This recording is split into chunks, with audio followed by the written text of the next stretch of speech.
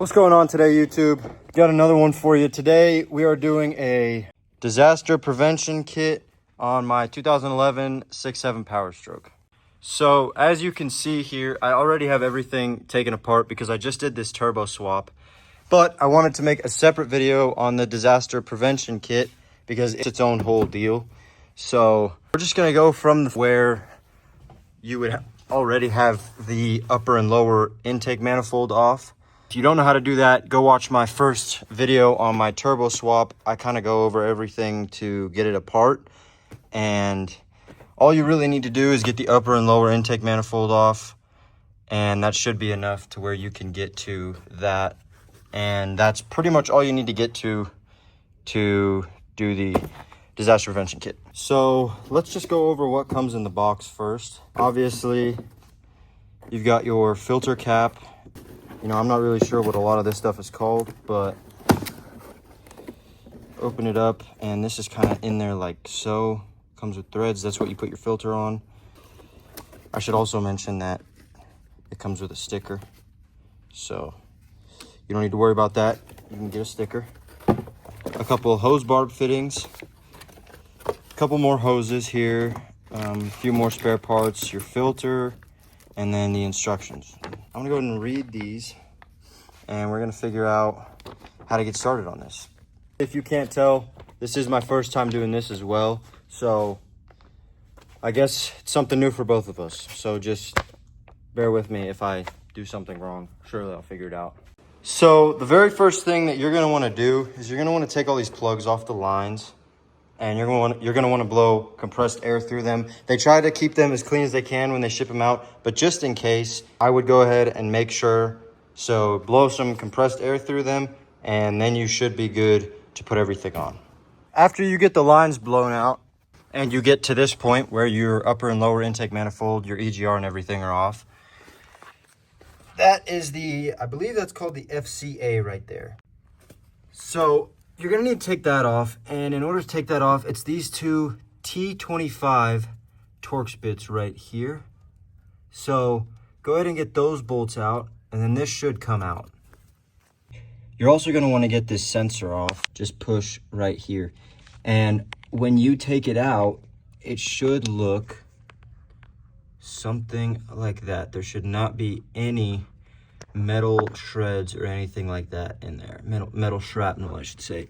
And as you can see in there, the bowl is also super clean, so that's a good thing. I was actually really worried about that. Okay, for some reason it didn't record, but there was a bag here, this bag, that had a large and a small O-ring and these two bolts. So what I did was I put the large O-ring right here. There's a groove right there. So put it in there, and then there's a small groove right here for the small O-ring. So yeah, put those O-rings there. What you're gonna wanna do is you're gonna wanna put this FCA that you just took out of the truck, you're gonna wanna put it in like so. Make sure that the O-rings go down in there, and then grab one of these bolts. So you're gonna wanna put this in here, this direction, in there. So go ahead and get it in there and start both of the bolts. So now you're going to want to torque those Allen head bolts to 60 inch-pounds.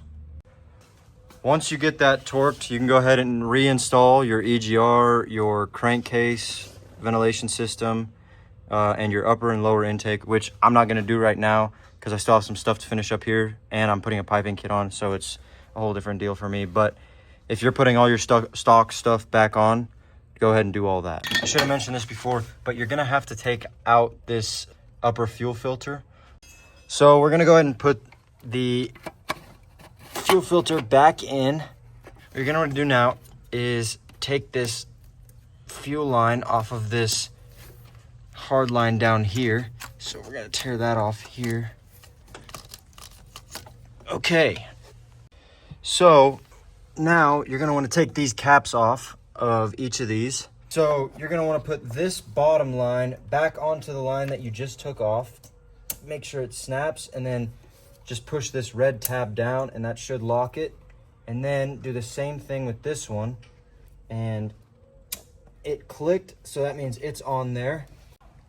So after you get that snapped into place, you're gonna wanna use these zip ties that it comes with. So what I did for now is I just put one on this line right here, at least for now, until I can finish it up, and then I will find a place to put the rest of them. What you're gonna wanna do is you're gonna wanna find the bag that has the 2 connector barbs and the O-rings.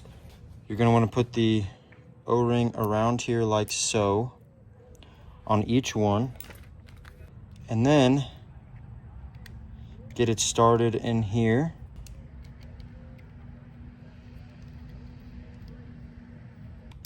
Using a 15mm deep socket, you're gonna wanna torque it to 120 inch-pounds or 10 foot-pounds. So let's go ahead and torque them.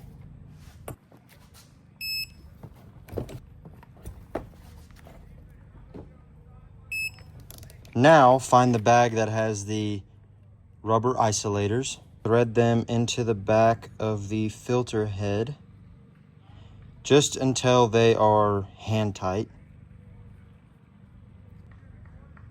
There's 2. Once you get these rubber isolators on, you're going to want to put this bracket piece on, and you're going to want it to point up with the head. So after you get that on, the 2 nuts that came with the rubber isolators will go on. So let's go ahead and thread those on. And then these nuts, tighten them down, and they don't need to be torqued, but just tighten them down. And they use a 7/16 wrench. So once you get the filter head ready to go, I put my rag under here because this is probably gonna drip some oil. Not oil, fuel, sorry. And then we're gonna go ahead and disconnect this line right here, pull it upwards. So after you get that fuel line disconnected there, you're gonna wanna rotate this 90 degrees up.